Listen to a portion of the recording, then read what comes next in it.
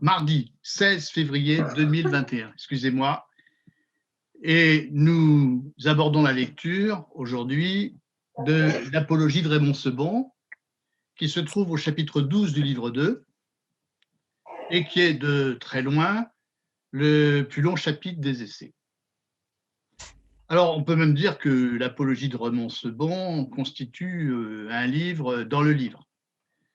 Alors, la richesse et la longueur du texte sont telles que nous n'aurons pas, bien sûr, les moyens ni la prétention d'en faire le tour, au moins en tout cas dans cette séance.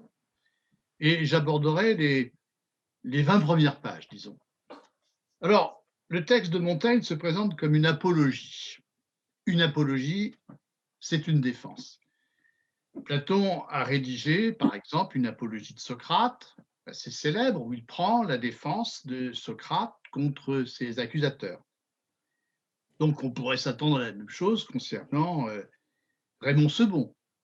Or, on va voir en réalité qu'il n'en est rien, que cette apologie n'est pas vraiment une apologie, puisque Montaigne s'oppose aux idées de Raymond Sebond. Alors, Raymond Sebond est un obscur inconnu, hein, c'est un théologien catalan qui a été professeur de médecine à Toulouse et qui a vécu de 1300, enfin qui est né en 1385 et est mort en 1432. Si Montaigne n'en avait pas parlé, on aurait ignoré son existence, bien sûr. Alors, il a rédigé une théologie naturelle dans laquelle il prétend que la raison peut accéder à Dieu et au mystère de la religion par ses seules ressources. Alors, on verra que pour Montaigne, tout au contraire, la raison humaine est incapable de s'élever à la connaissance de Dieu. Alors, cela ne veut pas dire qu'il n'y ait aucun lien possible entre Dieu et l'homme, mais ce lien ne peut pas être établi par l'homme à partir de ses capacités. Le lien qui unit l'homme à Dieu, qu'on appelle la foi, eh bien, il ne peut venir que de l'initiative de Dieu, il ne peut venir que de la grâce divine. La foi, comme dit Montaigne, vient en l'homme par une infusion extraordinaire, c'est l'expression qu'il emploiera. Alors donc, ça veut dire ici la chose suivante, ça veut dire que donc la foi est un don divin et seule la foi, selon Montaigne, peut donner accès à Dieu. Alors on peut dire que Montaigne défend une conception fidéiste. Qu'est-ce que ça signifie? Ça signifie que seule la foi donc peut connaître Dieu et la raison humaine est incapable de parler de Dieu. Et il oppose cette conception fidéiste à la théologie rationnelle de Raymond Sebond. Alors, on verra que cette conception fidéiste conduira Montaigne à critiquer les prétentions de la raison humaine en matière de théologie, bien sûr, mais elle conduira également à montrer que la religion chrétienne n'est aucunement animée par la foi dans sa pratique ordinaire, elle est surtout subordonnée à des motifs humains, qui sont les passions et puis aussi la coutume. C'est essentiellement une affaire humaine. Et non seulement la raison humaine ne peut prétendre accéder à la connaissance de Dieu, mais on verra aussi, c'est ce que montrera Montaigne, qu'elle n'est pas une faculté supérieure qui serait l'apanage de l'homme et qui le hisserait bien au-dessus des autres créatures que sont les animaux. Alors, vous voyez qu'il s'agisse de la religion ou de la raison, au fond, ce à quoi s'attaque Montaigne, c'est à la vanité de l'homme, à ce qu'il appelle la présomption. Présomption qui est, selon lui, je cite ces termes, notre maladie naturelle et originelle. Voilà ce que nous allons essayer de montrer ce soir en lisant donc les 20 premières pages de l'Apologie de Raymond Sebond. Je rappelle que je lis le texte de Montaigne dans la traduction d'André Lanly, dans la collection Carto-Gallimard. Bon, revenons d'abord au texte de Raymond Sebond, hein, et voyons ce qui conduit Montaigne d'abord à le traduire en français avant d'entreprendre son apologie, en réalité sa critique. Tout commence en fait par le commandement du père de Montaigne, Pierre Esquem. Et ici, je rappelle les faits tels que Montaigne les raconte tout simplement au début de l'apologie de Raymond Sebond, au second paragraphe. Je lis le texte, hein, c'est page 532, 533.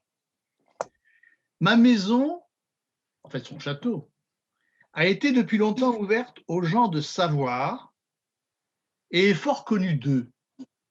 Car mon père, qui l'a commandé pendant 50 ans et plus, enflammé de cette ardeur nouvelle avec laquelle François Ier embrassa les lettres et les mit en honneur, rechercha avec grand soin, grande dépense, la fréquentation des hommes savants, en les recevant chez lui comme des personnes saintes et ayant quelque particulière inspiration de sagesse divine, en recueillant leurs opinions et leurs réflexions comme des oracles, et avec d'autant plus de révérence et de respect religieux qu'il avait moins de possibilités d'en juger, car il n'avait aucune connaissance des lettres, pas plus que ses prédécesseurs.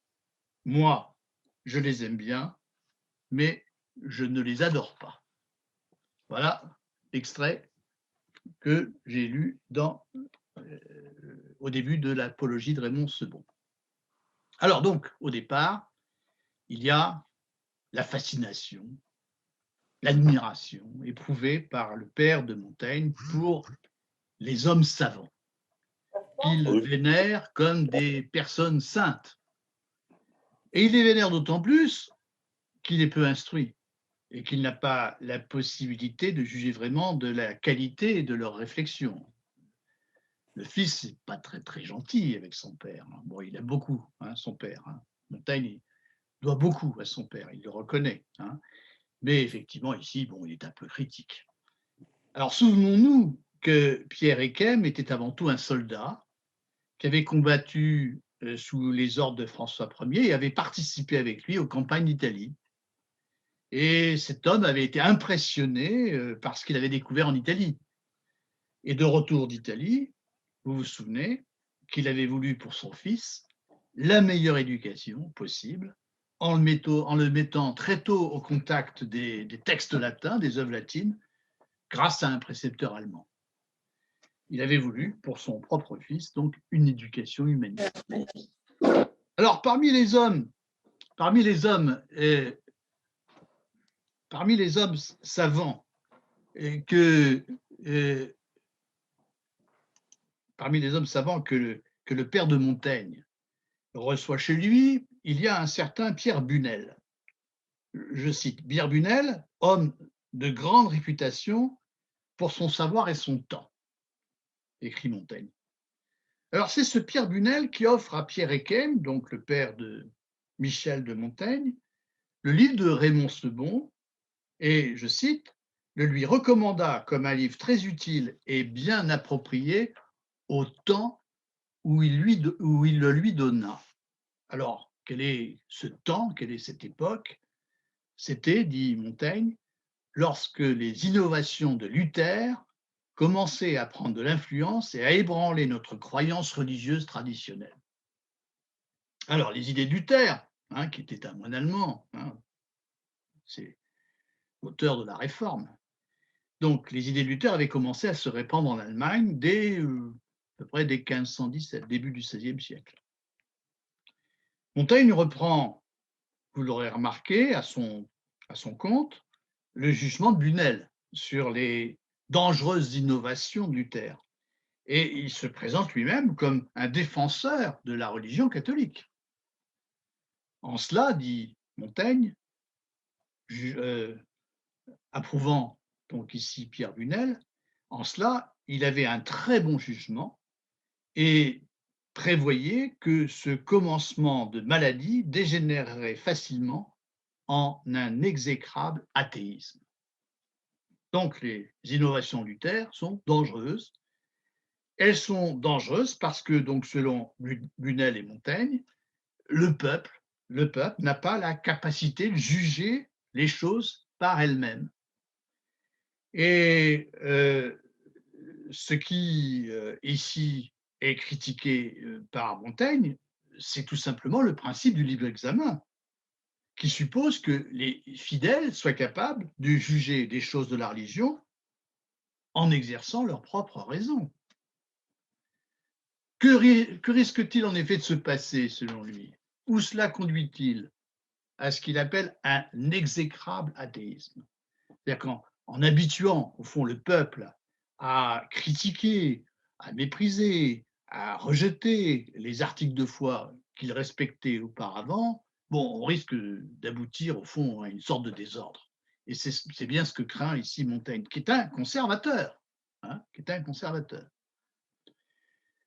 Alors, on le notera, Montaigne ne se prononce pas sur les dogmes de Luther, sur les articles de foi qui sont proposés par Luther, sur le contenu de sa doctrine.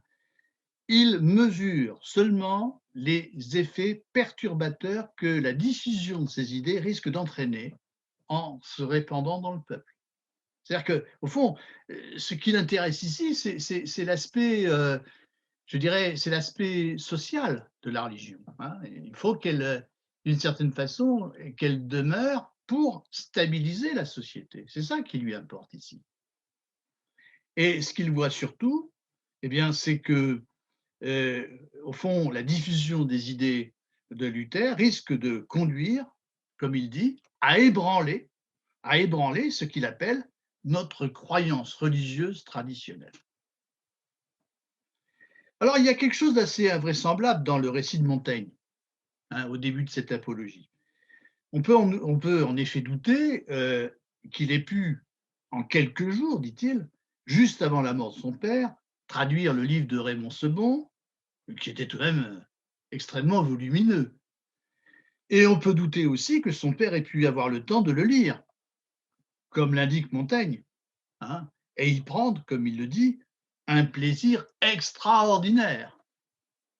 Et le plus invraisemblable, c'est le jugement qu'il porte sur l'œuvre de Raymond Sebond, dont le titre entier est le suivant, je le cite, Theologia naturalis sive liber creaturarum magistri Raymondi de Sabonde.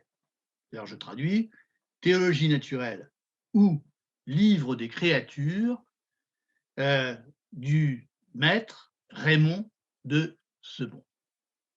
Voilà exactement le titre du livre de Raymond Sebond. Et je lis le jugement de Montaigne au début de l'Apologie, hein, sur l'œuvre de Raymond Sebond, qui me paraît assez exagéré. C'est page 534. Son but est audacieux et courageux, car il entreprend, avec des raisons humaines et naturelles, d'établir et de démontrer contre les athées tous les articles de la religion chrétienne, et je trouve qu'il le fait avec tant de fermeté et de bonheur que je ne pense pas qu'il soit possible de faire mieux sur ce sujet-là. Et je crois que nul ne l'a égalé. Fin de citation. Alors, quand on connaît, hein, quand on a lu la critique que Montaigne va faire, hein, de la théologie rationnelle de Raymond Sebond, l'admiration qu'il manifeste ici pour son œuvre apparaît, disons, assez surjouée. Mais ce que veut surtout saluer Montaigne au début de l'Apologie, c'est l'intention louable de Raymond Sebond, qui vise avant tout à fortifier la foi des chrétiens et à lutter contre l'athéisme, en entreprenant d'établir, par des raisons humaines et naturelles, les articles de la religion chrétienne. Et quand il écrit ces lignes, eh bien, Montaigne pense surtout aux lecteurs de Raymond Sebond, qui croient pouvoir trouver dans la lecture de son œuvre un appui solide pour leur foi. Je cite, page 534, « Parce que beaucoup de gens prennent plaisir à le lire, et notamment les dames, à qui nous devons le plus d'aide, je me suis trouvé souvent à même de les secourir pour disculper leur livre de deux principales objections qu'on lui fait. Si j'ai bien compris, le livre de Raymond Sebon, c'est le livre de ces dames-là, en fait, surtout. Et si Montaigne entreprend de défendre l'ouvrage de Sebon, eh bien, c'est surtout, évidemment, parce que ce livre est devenu le livre de chevet d'un certain nombre de dames qui le lisent avec plaisir. Alors, évidemment, la question qui se pose, c'est de quelle dame s'agit-il? À qui s'adresse surtout Montaigne, en fait, en rédigeant l'Apologie de Raymond Sebon. Alors, il faut ici attendre la page 681, bien longtemps après. Hein. Je rappelle que ici le texte commence à la page 532 et il se termine à la page 737, donc il faut attendre la page 680 pour voir Montaigne s'adresser à celle pour qui il a surtout écrit son texte, mais sans la nommer. Alors je cite le passage en question. Vous, pour qui j'ai pris la peine d'étendre, vous, pour qui j'ai pris la peine d'étendre si longuement cet exposé, contrairement à mon habitude, ne manquerez pas de défendre votre Sebon par la façon ordinaire d'argumenter dont vous êtes instruite tous les jours. Très probablement, comme l'indique le traducteur des essais, André Lanly, très probablement, le texte est adressé à Marguerite de Valois, fille d'Henri II et de Catherine de Médicis, femme d'Henri de Navarre, qu'elle épouse en 1572, l'année même du massacre de la Saint-Barthélemy, et qui deviendra, évidemment, le roi Henri IV. Marguerite de Valois, c'est la reine Margot. C'est la fameuse reine Margot qui inspirera le roman d'Alexandre Dumas et puis aussi le film de Patrice Chéreau. Alors, le jugement admiratif que Montaigne porte au départ sur l'œuvre de Raymond Sebon a donc, on l'a vu, un aspect un petit peu artificiel qui s'explique très certainement par la réputation dont il jouissait auprès des personnalités comme Marguerite de Valois. Et comme Montaigne se dit impressionné par la richesse et la beauté de l'ouvrage, il va jusqu'à penser, c'est ce qu'il dit, que cet ouvrage ne peut pas être l'œuvre d'un inconnu. Et on le sait, Raymond Sebon, même à l'époque, est un obscur inconnu, un professeur de médecine à Toulouse dont on ne sait pas grand-chose. Alors, Montaigne va jusqu'à imaginer que ce livre émane de la pensée du grand philosophe et théologien saint Thomas d'Aquin, fin XIIIe siècle, si je ne m'abuse, Somme théologique, c'est son œuvre magistrale. Saint Thomas d'Aquin, au fond, aurait inspiré l'œuvre de Raymond Sebon, puisque l'ouvrage de Raymond Sebon serait quelques quintessences, je cite, quelques quintessences tirées de Saint Thomas d'Aquin. Alors, évidemment, seul un esprit comme celui de Saint Thomas d'Aquin aurait pu concevoir une œuvre aussi remarquable. Aussitôt cette hypothèse formulée, vous aurez noté, elle est abandonnée par Montaigne. Elle est abandonnée par Montaigne, mais à ce moment-là, évidemment, pourquoi? Pourquoi évoquer cette hypothèse? Si ce n'est parce que, d'une certaine façon, Montaigne tient à établir un rapprochement entre Raymond Sebon et Thomas d'Aquin. Il tient à rapprocher les deux théologiens. Et comme on va le voir, même s'il y a des différences importantes entre ces deux théologiens, c'est indéniable, ils ont tous les deux, finalement, d'une certaine façon, ils accordent tous les deux une compétence à la raison. Ils accordent tous les deux une compétence à la raison humaine dans la théologie chrétienne. Ainsi, on peut se demander si ce que va dire Montaigne de la théologie de Raymond Sebon ne vise pas, au-delà de cette théologie, la théologie élaborée aussi par saint Thomas d'Aquin, qu'on peut considérer comme le théologien officiel de l'Église catholique.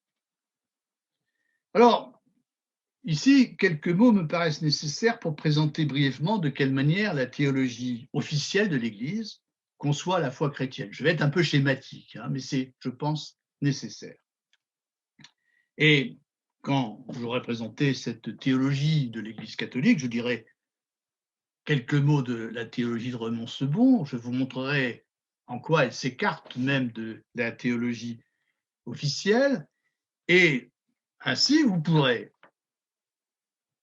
comprendre les critiques que Montaigne adressera au fond à ces deux théologies. Alors, commençons par la théologie officielle de l'Église. Pour l'Église catholique, la foi, évidemment, n'est rien de rationnel, elle est l'adhésion à des dogmes mystérieux comme la Trinité, l'incarnation de Dieu en Jésus-Christ, la résurrection, qui sont évidemment par nature incompréhensibles. Pour autant, la foi n'implique pas une renonciation à l'intelligence. La théologie chrétienne reconnaît que la raison a une compétence. Et la raison, effectivement, pour la théologie chrétienne, amène l'homme à comprendre la nécessité d'adhérer au dogme de la foi. La raison montre qu'il est raisonnable de croire en la parole de Dieu, quand bien même celle-ci serait incompréhensible. Elle établit les préambules de la foi, c'est-à-dire les trois motifs de crédibilité du dogme catholique. Il y en a trois, en effet. Il y a trois préambules qui sont établis ici par la raison. Le premier, c'est que la raison démontre d'abord l'existence de Dieu à partir de la considération de l'ordre du monde. L'un des pères de l'Église, que cite d'ailleurs souvent Montaigne, s'appelle Lactance, l'un des pères de l'Église écrit ainsi, je cite, « Il est impossible que ce qui subsiste suivant un ordre si admirable n'ait pas été mis en place suivant un plan plus admirable encore. » Formule de Lactance. Hein. Donc ça veut dire quoi? Ça veut dire tout simplement que l'ordre du monde prouve l'existence de la providence divine. Deuxième motif, deuxième préambule, la raison établit la véracité divine. C'est-à-dire si l'on considère les attributs de Dieu rationnellement, eh bien on en déduit qu'il ne peut pas nous tromper, qu'il ne peut pas mentir à l'homme. Ce serait contradictoire avec sa perfection. Et troisième motif, troisième préambule, la raison nous conduit à comprendre que la divinité de l'Écriture est prouvée par les témoignages authentifiant les miracles et l'accomplissement des prophéties. Donc, si je récapitule, puisque nous savons par la raison que Dieu existe, qu'il est vérace et qu'il a révélé la Bible, eh bien, nous pouvons et nous devons croire au mystère de la religion. En adhérant à ces mystères par la foi, nous ne renonçons pas à notre intelligence, puisque c'est par la raison elle-même que nous sommes conduits à penser que Dieu n'a pas pu nous tromper et que nous pouvons lui accorder notre confiance. Donc, vous voyez que la théologie de l'Église articule de cette manière la foi à la raison. Vous voyez ? Au fond, la raison mène à la foi, d'une certaine manière. Elle est le préambule de la foi. La raison a pour office de nous acheminer vers la foi, en nous montrant que nous avons des raisons de croire. Et pour la religion chrétienne, donc la foi, bien sûr, est irréductible à la raison, mais elle a besoin de la raison pour s'étayer. Le philosophe Pascal, le grand philosophe Pascal, que vous connaissez, qui écrit un siècle après Montaigne, et qui est d'ailleurs un grand lecteur de Montaigne, écrit dans une de ses pensées, la pensée 273, édition Brunswick, je cite, « Si l'on soumet tout à la raison, notre religion n'aura rien de mystérieux et de surnaturel. Si on choque les principes de la raison, notre religion sera absurde et ridicule. » Donc, effectivement, ce que montre la raison, c'est que la religion ne choque pas les principes de la raison et, au fond, nous pouvons par conséquent adhérer au mystère de la foi. Par contre, tout n'est pas rationnel, si vous voulez, dans la doctrine chrétienne, hein. Il y a toute une part ici qui échappe à la raison et qui relève de la foi. Alors, voyons maintenant la théologie de Raymond Sebond. Son originalité, c'est de rationaliser intégralement la foi. Finalement, d'une certaine façon, pour Raymond Sebond, ce qui est de l'ordre de la foi est entièrement intelligible à la raison. Il n'y a plus de mystère, hein. Sa théologie est une théologie rationnelle qui enlève, au fond, la dimension mystérieuse et surnaturelle, hein, de la religion. Alors, selon Raymond Sebond, Dieu a donné aux hommes, outre la Bible, qui est le livre de la Révélation, un autre livre, plus simple d'accès, puisqu'il est compréhensible par la raison, qu'il appelle le livre de la nature ou aussi le livre des créatures. Le livre des créatures. Et qu'est-ce que montre ce livre? Eh bien, que chaque créature a une place dans la nature. Et l'homme y occupe la place principale. Et c'est en comparant l'homme aux autres êtres de la nature, aux animaux notamment, qu'on peut comprendre sa place privilégiée. Alors, la nature est ainsi une échelle composée de 4 degrés. Au bas de l'échelle, il y a ce qui est seulement, ce qui existe seulement, sans vie, sans sentiment, sans intelligence, sans jugement, sans volonté. Ça, c'est le plus bas degré. Au-dessus, il y a ce qui est et ce qui vit, mais ce qui vit seulement, sans le sentiment, sans l'intelligence, sans la volonté. Au-dessus encore, 3e degré, il y a ce qui est, ce qui vit et ce qui sent, mais sans intelligence et sans volonté. Et puis, dernier degré, sommet de la hiérarchie, il y a ce qui est, ce qui vit, ce qui sent, ce qui entend, ce qui veut. Il s'agit de l'homme. L'homme réunit ici toutes ses qualités.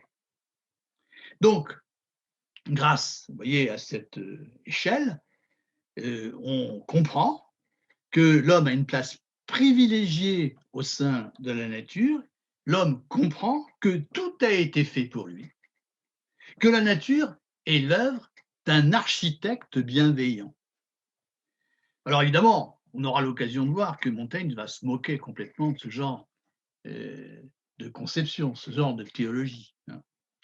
D'ailleurs, je vous l'indique, si vous avez de la curiosité, allez voir la page 546 et la page 649 chez vous, hein, page 546 et 649, vous verrez comment il se moque de la théologie rationnelle de Raymond Sebond. Mais je poursuis. La création, donc, faite par Dieu, eh bien, elle est, au fond, l'effet de l'amour de Dieu pour l'homme. Elle est un don. Elle est un don de Dieu et l'homme, par conséquent, est l'obligé de Dieu.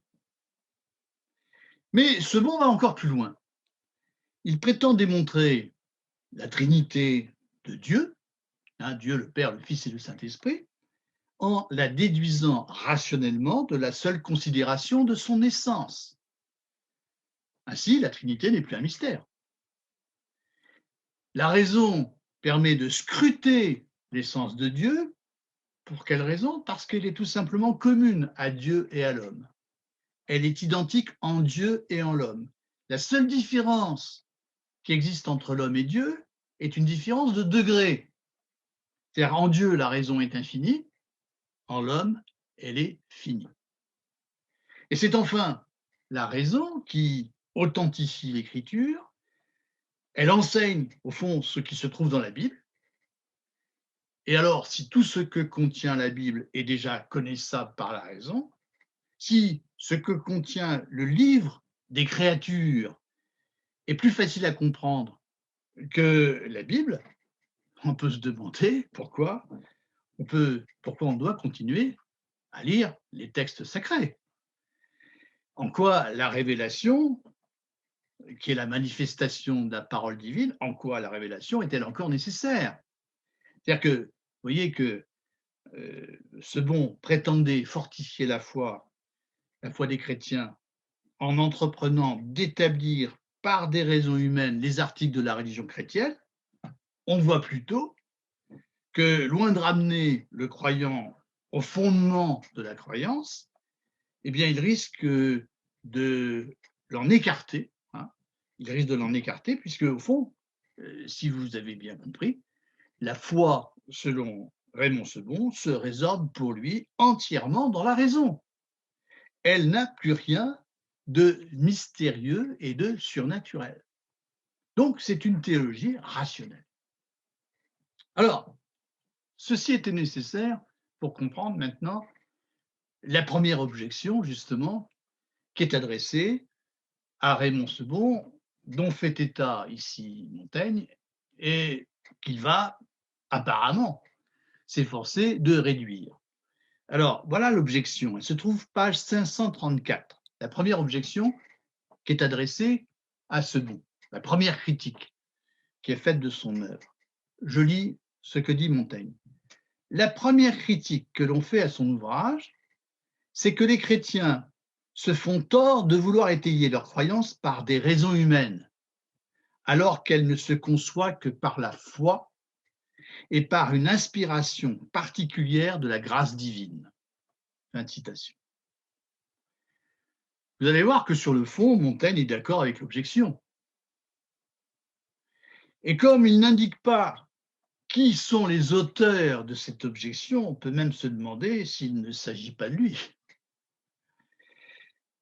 Dans cette objection, déclare-t-il, il fait un petit commentaire de l'objection, il semble qu'il y ait quelques zèles pieux, et pour ce motif, il nous faut, avec d'autant plus de douceur et de respect, essayer de répondre à ceux qui l'avancent.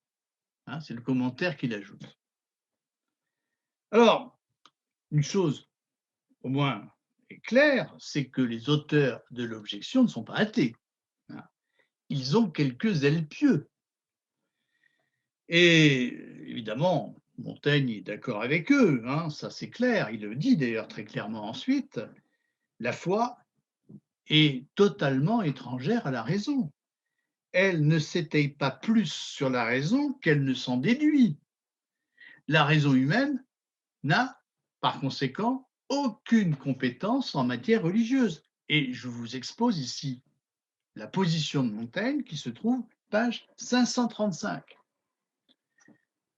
Je cite, « Pour une chose aussi divine et aussi sublime et surpassant d'aussi loin l'intelligence humaine, comme l'est la vérité de laquelle il a plu à Dieu de nous éclairer, il est bien nécessaire qu'il nous prête encore son secours avec une faveur extraordinaire et privilégiée, puisque nous puissions, pour que nous puissions la concevoir et la loger en nous. Et je ne crois pas que les moyens purement humains en soient en quelque façon capables. » Et il va plus loin, il dit, c'est la foi seule qui embrasse vigoureusement et sûrement les profonds mystères de notre religion. Fin de citation. Donc la vérité de la religion est une vérité sublime qui surpasse l'intelligence humaine. Cela veut bien dire que la raison humaine, est incapable de s'élever à Dieu de quelque manière que ce soit. Cela veut bien dire qu'elle n'a aucune part dans l'appréhension des vérités révélées. Alors, si la foi dépendait de la raison, s'il était possible de concevoir la révélation divine grâce à la raison, par des moyens purement humains, Eh bien, comme le fait remarquer Montaigne, tant d'âmes rares, hein, je le cite, tant d'âmes rares et excellentes, et si abondamment pourvues de forces naturelles dans les siècles anciens, n'auraient pas manqué, grâce à leur raison, d'arriver à cette connaissance. Des penseurs aussi éminents que Platon, Aristote, combien encore, des penseurs aussi remarquables que ces philosophes n'ont pas eu la connaissance de la révélation divine. Et pourtant, ils étaient des penseurs absolument remarquables. C'est bien la preuve que la foi ne doit rien à la raison. Alors, comme l'indique Montaigne, comme l'écrit Montaigne, la foi entre chez nous par une infusion extraordinaire. Hein, c'est l'expression qu'il emploie. Elle entre chez nous par une infusion extraordinaire. C'est-à-dire qu'elle est inspirée par Dieu, elle est infusée d'en haut, hein, en l'homme, elle ne doit par conséquent absolument rien aux moyens humains, parmi lesquels vous trouvez la raison. Elle vient seulement de l'initiative de Dieu, et en ce sens, elle est proprement miraculeuse. Elle est de l'ordre du miracle. Elle ne peut en tout cas jamais procéder de nos seules capacités humaines. Le message de Montaigne est très ferme. Alors, Montaigne, on pourrait penser que Montaigne va tout de suite conclure que la théologie de Raymond Sebond est complètement inutile. Ce n'est pas ce qu'il fait. Hein. La raison, certes, ne peut pas conduire à la foi, mais elle peut l'accompagner. Elle peut l'accompagner, elle peut servir d'accompagnement intellectuel de la foi d'une manière analogue au corps, qui peut lui aussi soutenir la foi dans des rituels, comme l'agenouillement lors de la prière. Hein, c'est ce que fait ici observer Montaigne. Donc, vous voyez que ici, donc, la méditation de Raymond Sebond n'est pas inutile. Elle n'est pas inutile, mais elle n'est pas inutile dans la mesure où elle tourne l'esprit vers la divinité, où elle accompagne la foi. Tout cela est vrai, mais attention, à la condition de ne pas confondre cette fonction d'accompagnement avec un quelconque travail de fondation. Donc, vous voyez que sur le fond, Montaigne donne raison à tous ceux qui critiquent le projet de Raymond Sebond, dont je cite à nouveau l'objection, hein, rappelez-la vous, les chrétiens se font tort de vouloir étayer leurs croyances par des raisons humaines, alors qu'elles ne se conçoivent que par la foi et par une inspiration particulière de la grâce divine. Alors, que Dieu existe, qu'il se soit incarné en Jésus-Christ, en vue de réparer le péché d'Adam, que Jésus-Christ soit mort sur la croix pour la rédemption du genre humain. Ce sont là, comme dit Montaigne, les profonds mystères de notre religion. Et vous aurez remarqué que Montaigne ne les cite pas, hein, ne développe pas, hein, tous ces mystères. Ces hommes, il les évoque rapidement, hein, mais il ne développe pas. Donc, ce sont les profonds mystères de notre religion dont nous n'avons connaissance que par la foi, laquelle nous ne pouvons recevoir que par la grâce de Dieu. Alors, de cette théologie de la foi, comme infusion extraordinaire, de ce que l'on peut appeler la conception fidéiste de Montaigne, hein, je vous rappelle pourquoi j'emploie ce terme, hein, c'est-à-dire qu'au fond, pour un fidéiste, la raison humaine est incompétente, elle ne peut pas parler de Dieu, et Dieu ne peut être connu que par la seule foi. Eh bien, de cette conception fidéiste, Montaigne va tirer deux conséquences. Ce sont ces deux conséquences qui vont surtout nous intéresser ce soir.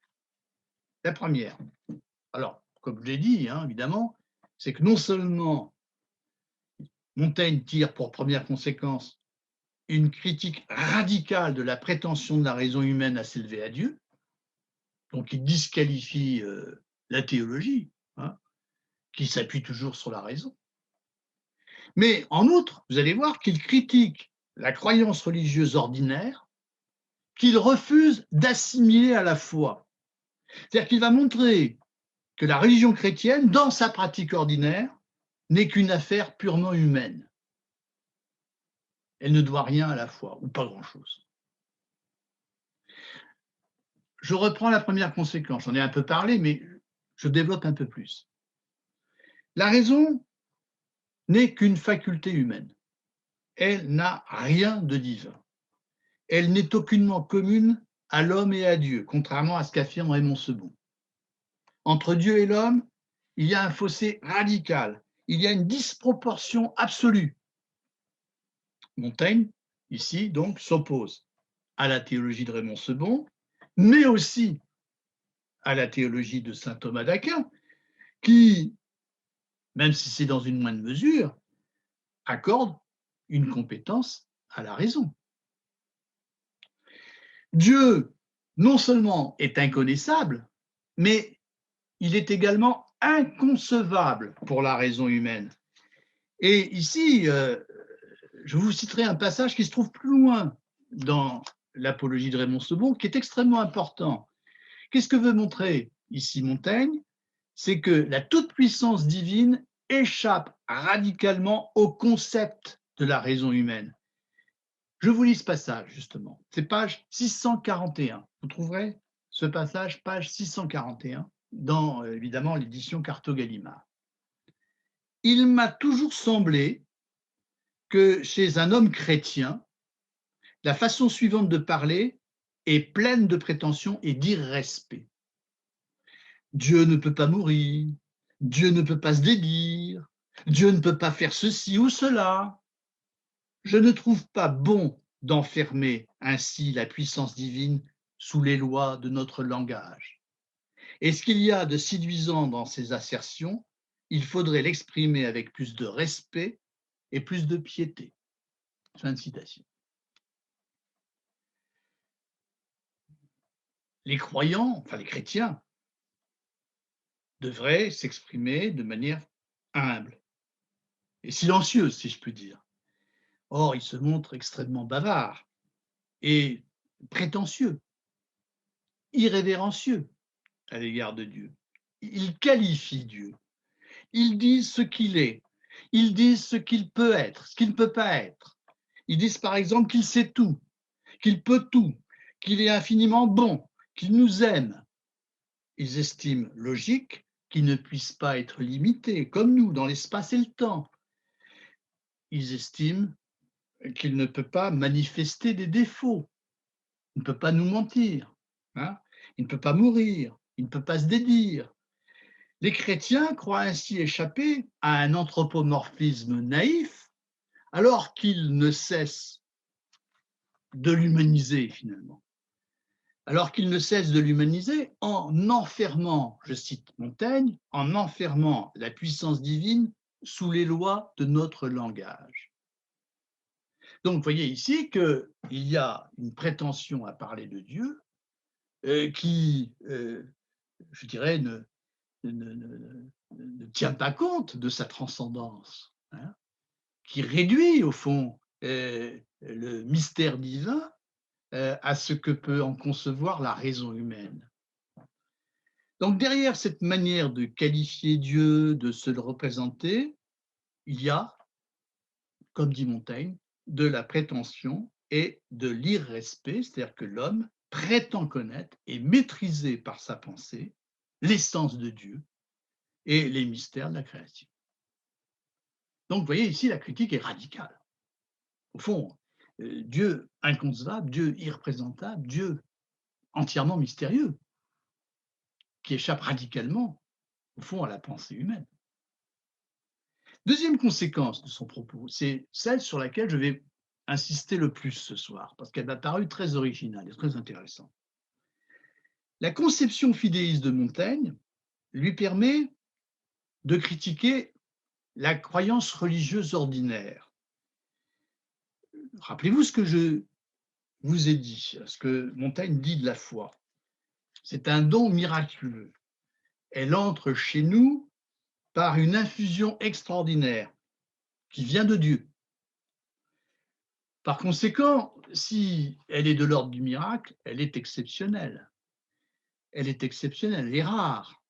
Et elle se distingue en tout cas de la croyance religieuse ordinaire par laquelle nous tenons à Dieu, comme dit Montaigne, non par lui, mais par nous. Vous voyez, dans la foi, nous tenons à Dieu par lui. Dans la croyance religieuse ordinaire, nous tenons à Dieu par nous, par nos moyens. Ou alors, oui, parmi ces moyens humains, eh bien, il y a évidemment le raisonnement. Donc, ce que va montrer ici Montaigne, c'est que la croyance religieuse ordinaire des chrétiens n'est pas une véritable foi. C'est ça qui est très intéressant. La foi, si vraiment on prend au sérieux ce que dit ici Montaigne sur la foi métamorphose, c'est le verbe qu'il emploie. Elle métamorphose celui qui la reçoit. Elle le transforme. Elle transforme sa vie, sa conduite. Elle fait qu'il conforme sa vie à la doctrine inspirée de Dieu. C'est-à-dire que ici, d'une certaine façon, le croyant ne peut que pratiquer l'amour du prochain s'il a vraiment la foi. La croyance religieuse ordinaire, quant à elle, n'a aucun impact sur la vie des chrétiens. Elle ne les métamorphose pas, tout simplement parce que c'est une affaire strictement humaine. Ainsi, c'est peut-être curieux, mais c'est ce qu'il faut, je pense, conclure, et c'est ce que tu conclus, Montaigne. Les chrétiens n'ont pas la foi. Paradoxe, hein, mais c'est le paradoxe qu'il tient. Les chrétiens n'ont pas la foi.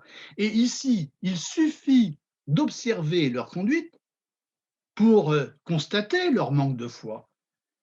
Et Montaigne, ici, prend à témoin son lecteur chrétien, et il s'inclut dans son propos en disant nous, parce que lui aussi, hein, il est concerné par ce discours, hein, ça le dit aussi, il n'est pas au-dessus des autres. Hein. D'ailleurs, il reconnaît lui-même qu'il est incapable d'une foi véritable.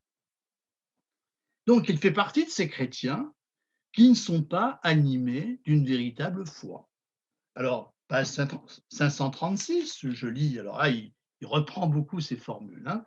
Si nous tenions à Dieu par l'intermédiaire d'une foi vivante, c'est au haut de la page 536, si nous tenions à Dieu par l'intermédiaire d'une foi vivante, si nous tenions à Dieu par lui et non par nous, je vais plus loin, eh bien, nous pratiquerions l'amour du prochain, et il dit encore plus loin, nous serions justes, charitables et bons. Notre conduite serait vertueuse. Or, qu'est-ce qu'on constate? On constate qu'il n'en est rien. Si nous avions une foi vivante, je cite Montaigne, l'amour de la nouveauté, la contrainte des princes, l'heureuse fortune d'un parti, le changement inconsidéré et fortuit de nos opinions n'aurait pas la force de secouer et d'altérer notre croyance. Donc vous voyez ici que ces mobiles n'ont en réalité de prise que sur des hommes qui n'ont pas la foi. Si les hommes avaient la foi, ces mobiles n'auraient pas de prise sur eux. Et plus loin, Montaigne écrit encore, si le rayon de la divinité nous touchait quelque peu, cela se verrait partout.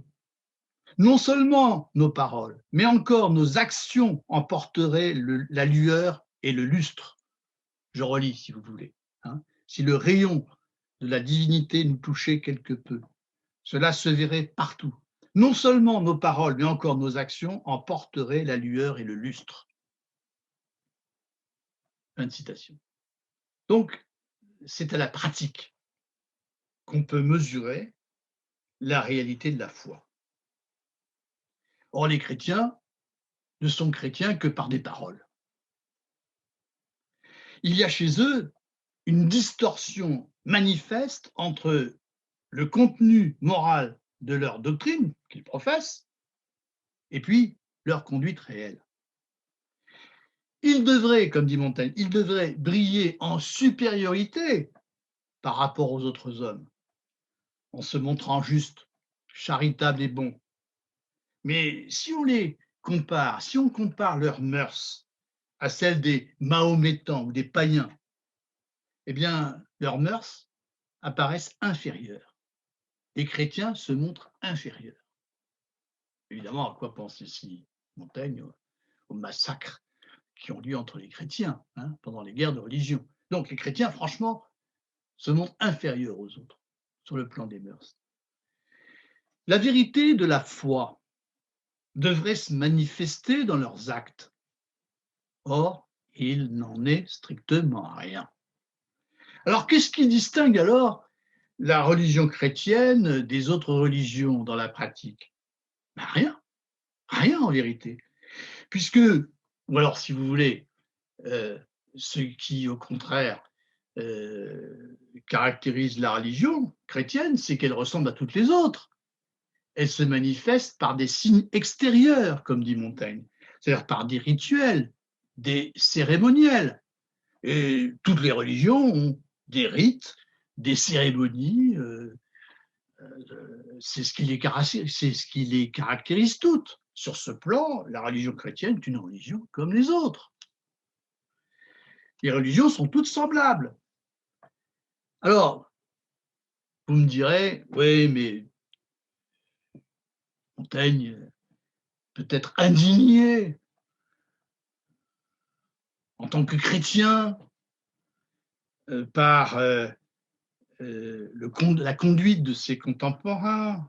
Il est affligé par les vices de ses contemporains, par l'hypocrisie de ses frères chrétiens, par leur manque de sincérité et de foi. C'est ce que nous sommes tentés d'abord de nous dire quand nous lisons ce texte. Mais je ne crois pas qu'on puisse s'arrêter à ce genre de lecture. Je pense que Montaigne va beaucoup plus loin. Et c'est en cela, à mon avis, qu'il est assez original et intéressant. Il ne s'insurge pas simplement contre l'hypocrisie des chrétiens, même si c'est vrai, même si elle sort tout de même dans le texte. Il ne dénonce pas seulement la contradiction qui existe entre leur conduite et le contenu moral de leur religion, il souligne surtout leur incapacité à suivre les principes de leur religion, alors même qu'ils se croient animés par un zèle religieux. Et je pense ici qu'il y a un petit paragraphe très très important dans le texte, qui est la clé de l'explication, qui se trouve page 537, que je vous invite à lire avec beaucoup d'attention. Alors, page 537, il se trouve au milieu de la page 537. Je lis ce paragraphe. Les uns font croire au monde qu'ils croient ce qu'ils ne croient pas. Les autres, en plus grand nombre, se le font croire à eux-mêmes parce qu'ils sont incapables de savoir comment, parce qu'ils sont incapables de savoir vraiment ce que c'est que croire. Je reprends l'ensemble. Les uns font croire au monde qu'ils croient ce qu'ils ne croient pas. Les autres, en plus grand nombre, se le font croire à eux-mêmes parce qu'ils sont incapables de savoir vraiment ce que c'est que croire. Voilà la formule, voilà le paragraphe qui me paraît très important. Je commente. Alors, c'est vrai, il y a des hommes qui mentent. Il y a des hommes qui font semblant de croire. Il y a des hommes qui sont des mécréants et qui dissimulent leur incroyance, bon, pour des tas de raisons, parfois pour se protéger. Mais ce ne sont pas les plus nombreux. Ce ne sont pas les plus nombreux. La majorité des chrétiens sont sincères. Ils croient sincèrement avoir la foi, alors qu'ils ne savent pas vraiment ce que c'est que croire, alors qu'ils se trompent sur ce qu'est la foi. Je reprends la formule. Les autres, en plus grand nombre, se le font croire à eux-mêmes, parce qu'ils sont incapables de savoir vraiment ce que c'est que croire.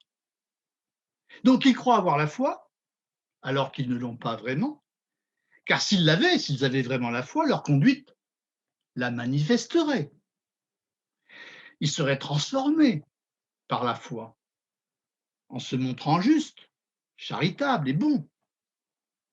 Ce qu'ils prennent pour la foi, c'est leur croyance religieuse ordinaire, par laquelle ils tiennent à Dieu non par lui, mais par eux, c'est-à-dire par des moyens seulement humains. Et vous voyez, il faut toujours se rappeler cette distinction. Donc le problème que soulève Montaigne, ce n'est pas ici un problème d'hypocrisie, de mensonge, de dissimulation, c'est un problème d'incapacité. Le problème est celui d'une incapacité, c'est-à-dire qu'on ne peut pas ici accuser les chrétiens de mensonge quand ils assurent qu'ils croient. Ils sont sincères. Mais étant incapables de savoir vraiment ce que c'est que croire, parce qu'ils ne sont pas inspirés par Dieu, eh bien, ils se méprennent. Ils se méprennent sur leurs croyances en se faisant croire qu'ils ont la foi. Vous voyez la critique ici de Montaigne. Et je pense que c'est ça qui est le plus intéressant dans son texte. Alors, si Montaigne montre pourquoi les chrétiens n'ont pas la foi, en soulignant la non-conformité de leurs actes avec la doctrine, il ne se borne pas à le déplorer. Il ne se limite pas à dire ce que les chrétiens devraient être, ce qu'ils devraient faire pour être de vrais chrétiens. Il ne se contente pas de ce genre de discours, parce que à la limite, ce ne serait pas très original. Mais plutôt que de parler d'un christianisme idéal, rarement pratiqué, eh bien, il préfère examiner la religion chrétienne telle qu'elle se pratique réellement, telle qu'elle se pratique réellement. Et il adopte ici sur la religion une attitude assez voisine à celle qui est adoptée par Machiavel. Par Machiavel, au chapitre 15 du Prince, quand Machiavel parle de la politique. Je m'explique.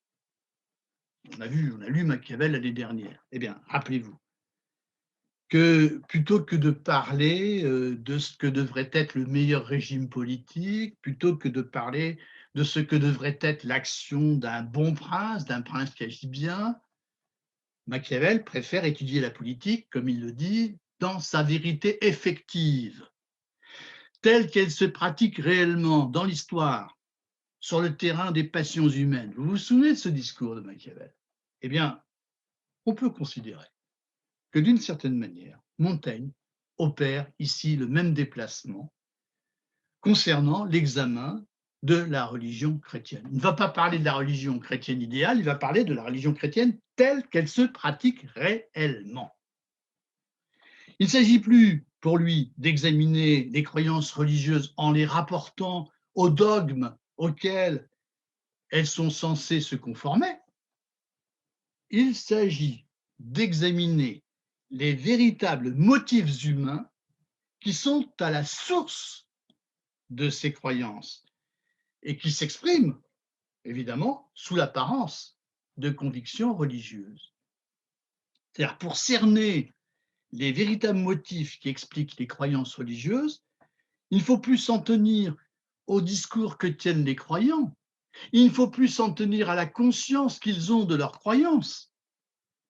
Il faut chercher les passions, les motivations passionnelles qui s'expriment à travers ces croyances. Et là encore, j'aurais envie de faire un autre rapprochement, j'aurais envie de rapprocher Montaigne à Freud, aussi extraordinaire que ça puisse paraître. On pourrait dire que Montaigne distingue à la manière de Freud quand il aborde l'interprétation des rêves, le contenu manifeste des croyances religieuses qui s'expriment à travers le discours des chrétiens. Les chrétiens vous diront qu'ils croient en Jésus-Christ, etc. Bon, ça, c'est leur discours. Donc, il faut faire la distinction entre le contenu manifeste des croyances religieuses et puis leur véritable contenu. Le contenu latent, dirait Freud. Et ce contenu latent, ce contenu véritable, eh bien, c'est ce qui désigne les motivations passionnelles, qui sont la véritable source des croyances religieuses. Vous voyez?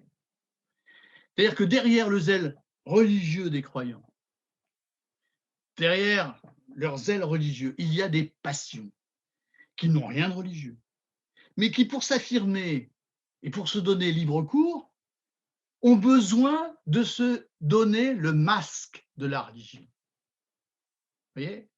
C'est-à-dire que ces passions, elles ne peuvent pas s'exprimer telles quelles, hein, parce qu'elles ne sont pas vilaines, elles ne sont pas belles à voir. Donc, elles vont se donner le masque de la religion. Et le croyant est sincèrement convaincu, il est persuadé qu'il a un véritable zèle religieux, que s'il se bat, c'est pour de nobles motifs religieux, alors que ce qui parle à travers ses convictions, ce sont des passions. Vous voyez, c'est comme ça qu'il faut comprendre ici l'analyse de Montaigne. Alors, ici, je citerai deux formules remarquables qui méritent d'être soulignées. Page 538 et 539. Je cite: nous ne servons volontiers la dévotion que lorsque cela flatte nos passions. Nous ne servons volontiers la dévotion que lorsque cela flatte nos passions. Ça, c'est la première formule. La deuxième, plus loin. Notre religion est faite pour extirper les vices, elle les dissimule, les nourrit, les excite. Et ces formules sont, à mon sens, assez remarquables. Elles résument, en fait, l'analyse de Montaigne. Mais je développe tout de même un peu. Page 537. Vous verrez que, si vous lisez cette page, que Montaigne compare la religion à de la cire que nous modelons par nos mains. C'est vraiment l'image qu'il utilise. Elle est, au fond, de la cire que nous modelons par nos mains en lui donnant toutes sortes de formes selon nos intérêts, nos ambitions, nos rivalités, etc., nos passions. Et Montaigne, évidemment, a sous les yeux l'exemple des guerres de religion en France. Est-ce qu'on peut vraiment prendre au sérieux les raisons religieuses invoquées par les catholiques et les protestants pour se faire la guerre? Franchement. Pour Montaigne, c'est clair qu'il est clair que la religion et puis les querelles théologiques qui opposent catholiques et protestants ne sont que des prétextes. Ce sont des prétextes pour régler des conflits d'intérêts et satisfaire des ambitions rivales. Et comme il l'écrit aussi, toujours sur la même page, eh bien, les uns et les autres, donc catholiques et protestants, je cite, jouent à la balle avec des raisons divines. Ils jouent à la balle avec des raisons divines. Formule très forte. Ils jouent à la balle avec les raisons divines pour justifier, en fait, des objectifs politiques. Un exemple, il donne cet exemple. Du vivant d'Henri III, roi catholique, les protestants affirment le droit de s'armer contre le roi parce qu'il est catholique, parce qu'il est hérétique. Et au contraire, les catholiques, évidemment, disent qu'il faut lutter contre les protestants qui contestent le pouvoir et l'autorité du roi et en même temps n'ont pas la vraie religion. Bon.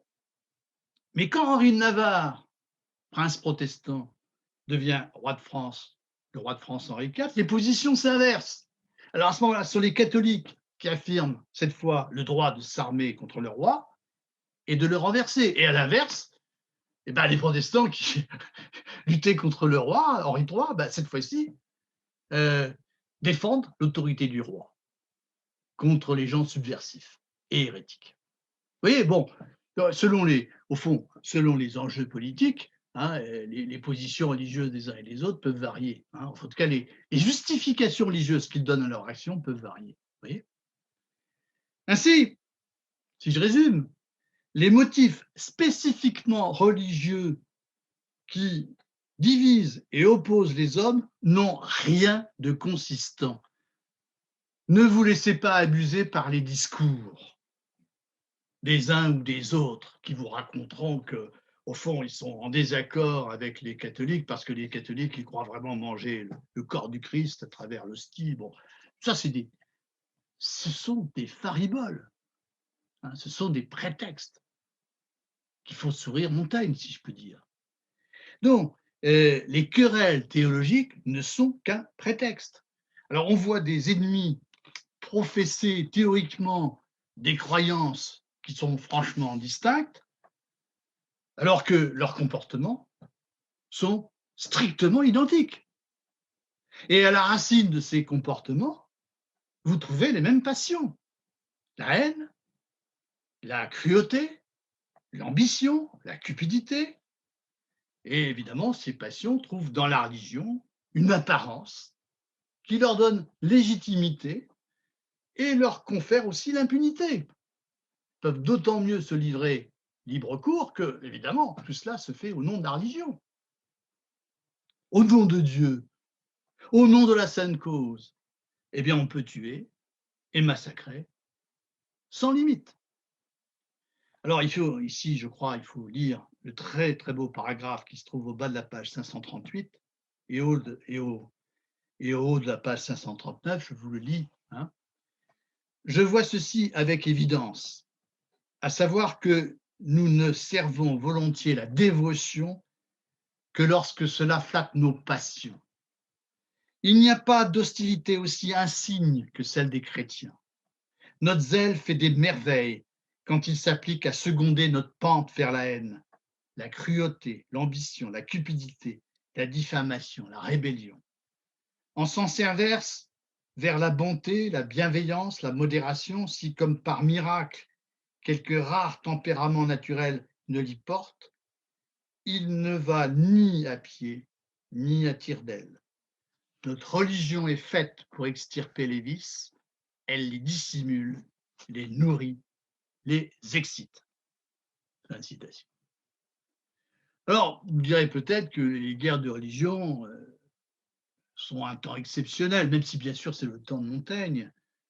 Et la question qu'on peut se poser, c'est de savoir ce qu'il en est de la religion ordinairement, dans des temps paisibles, lorsqu'elle n'est pas alimentée par des passions haineuses. Qu'est-ce qui explique l'existence de la religion établie? Qu'est-ce qui explique sa durée? Alors ici, Montaigne va montrer que la religion établie résulte avant tout de la coutume. Et là, vous avez un paragraphe célèbre, je crois qu'il faut le lire et l'expliquer avec attention, page 540, le passage est très connu, mais il est vraiment remarquable, je le lis et on l'explique après. Tout cela, dit Montaigne, c'est un signe évident que nous ne recevons notre religion qu'à notre façon et par nos mains, et pas autrement que les autres religions sont reçues. Je reprends la phrase.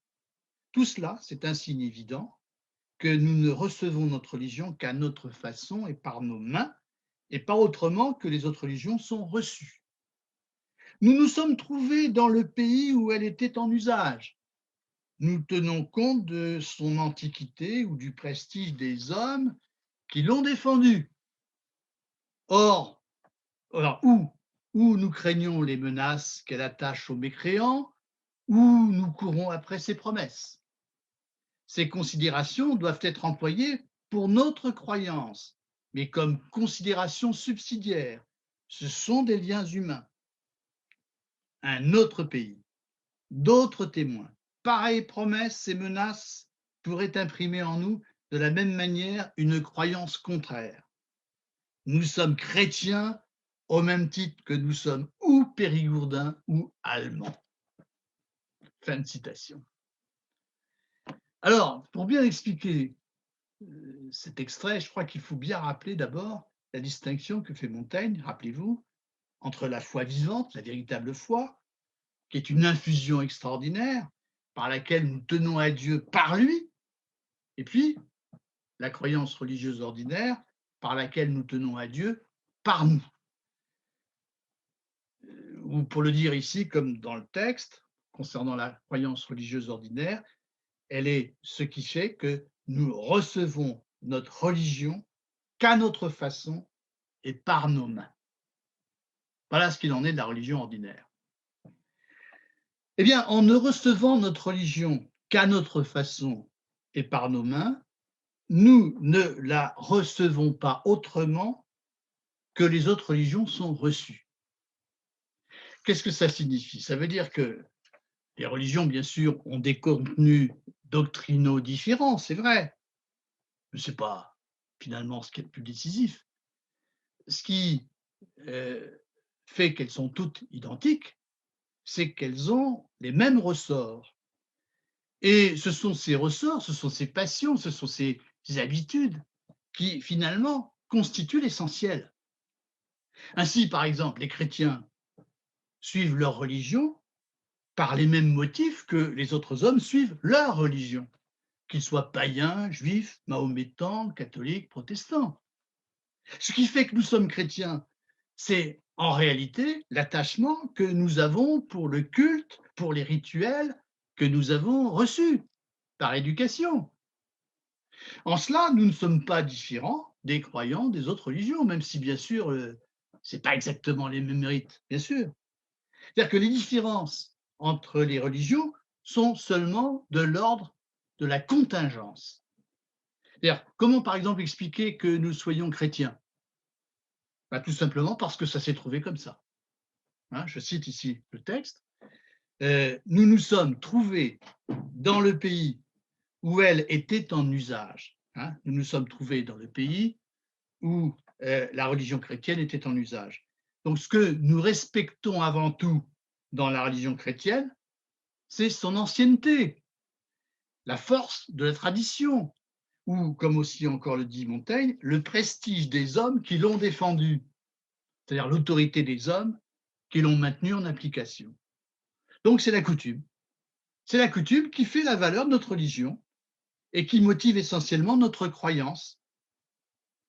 Et évidemment, à partir de là, Montaigne montre que ce qui fait que nous rejetons l'athéisme, l'incroyance, ce n'est pas une position théologique, hein, mais nous fuyons l'incroyance, nous fuyons l'athéisme parce que nous craignons les menaces que la religion reçue attache aux mécréants. Hein, je cite le texte. Hein, nous craignons les menaces qu'elle attache aux mécréants.